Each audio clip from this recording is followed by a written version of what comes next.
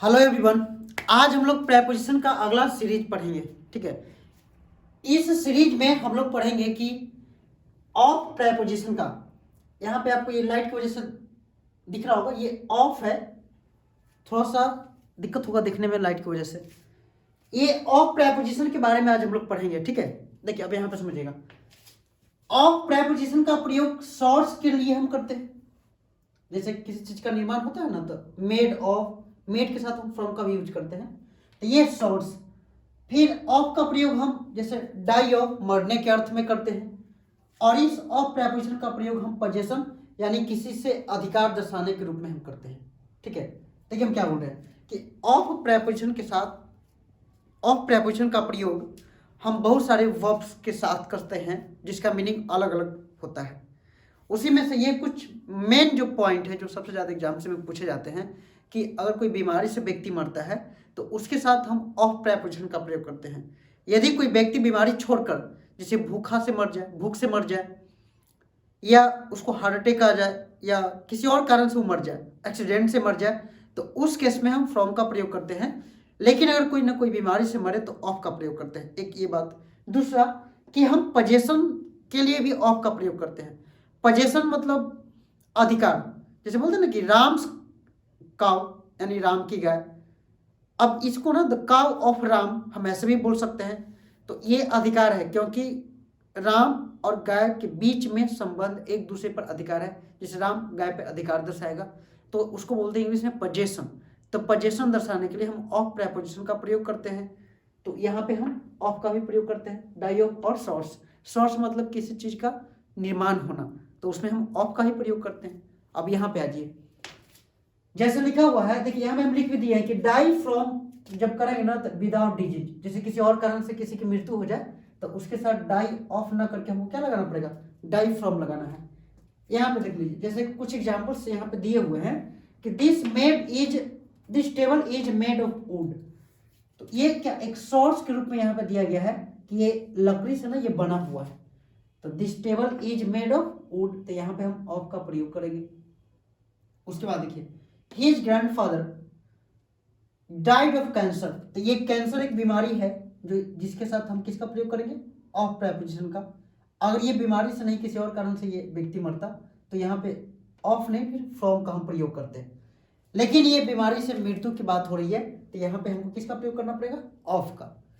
उसके बाद ये हुआ है कि his brother die from hunger. देखिए कोई व्यक्ति है जो भूख से मर गया तो इसके साथ हमको क्या लगाना है, फ्रॉम का प्रयोग करना है। और यहाँ पे बीमारी से मर गया तो इसके साथ हमें ऑफ का प्रयोग करना है। और आगे देखिए, the people of this village are very honest.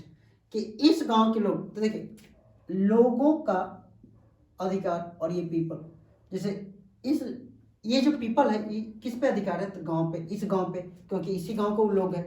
तो अधिकार यानी पोजेशन, तो पोजेशन दर्शाने के लिए हमको किसका प्रयोग करना है, ऑफ प्रेपोजिशन का। और आपको पता है कि ऑफ प्रेपोजिशन के बाद ये पूरा का पूरा ये ऑब्जेक्ट बन जाता है।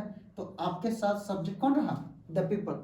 जब द पीपल सब्जेक्ट हुआ तो सब्जेक्ट द पीपल प्लूरल, तो इसके साथ हम प्लूरल वर्ब का प्रयोग करते हैं। तो इसलिए यहाँ पे क्या कर दिए, आर।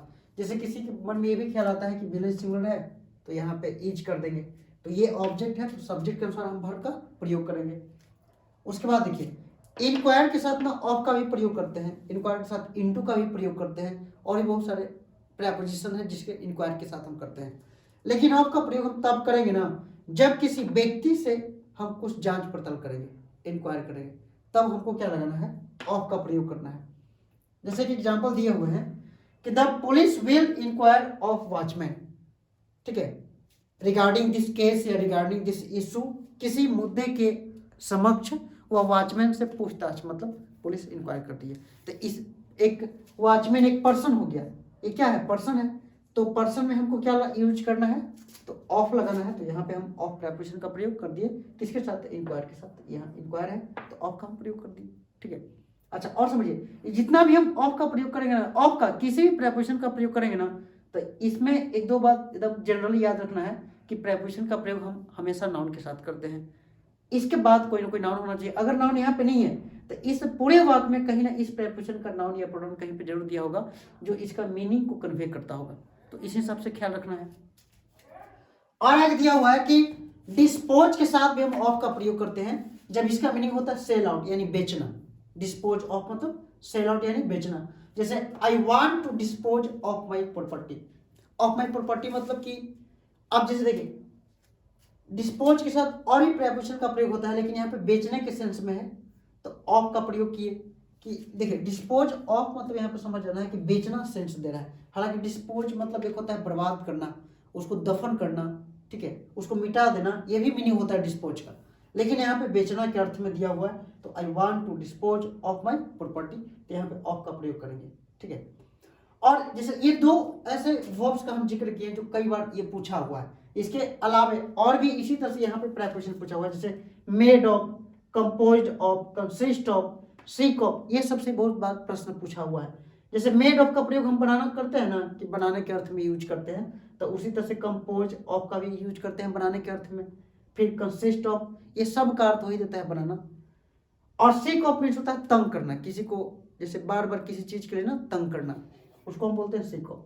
एक होता है कि टेक केयर ऑफ, जैसे पर्सन के लिए, जब हम किसी पर्सन को टेक केयर यानी ध्यान देंगे ना टेक केयर के अर्थ में, जैसे बोलते हैं ना कि I take care of my parents, of my brother sister, या I take care of my friends, तो यानी किसी न किसी पर्सन के अर्थ में जब रहेगा तो उस सेंस में हमको टेक केयर के साथ हमें ऑफ प्रेपोजिशन का प्रयोग करना है। ध्यान रखिएगा, पर्सन के साथ कोई अगर थिंग रह जाए, जैसे दीवार है, बेंच है, टेबल है, बुक है, तो उसके लिए फिर हम ऑफ का प्रयोग नहीं करेंगे।